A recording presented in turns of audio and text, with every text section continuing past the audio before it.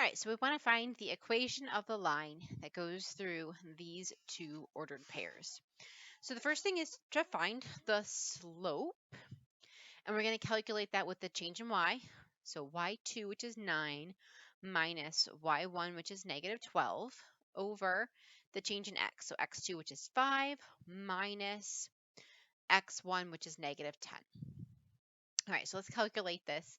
You can just stick this into a calculator and figure it out. I'm going to work through it here by hand. So 9 minus negative 12, that's the same as 9 plus 12. That should give us 21, over 5 minus negative 10 is 5 plus 10, so that's 15.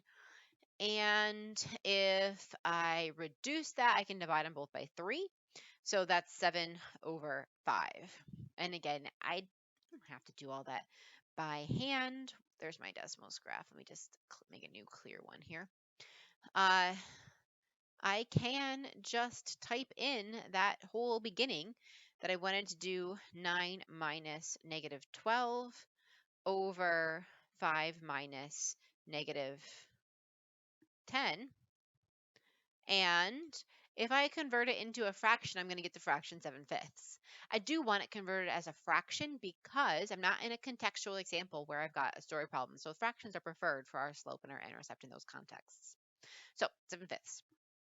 So I know the equation y equals mx plus b, that the m value, the slope value, is going to be 7/5. I don't know b yet. So we're going to go find b. So we have to plug in an ordered pair for our x and y value.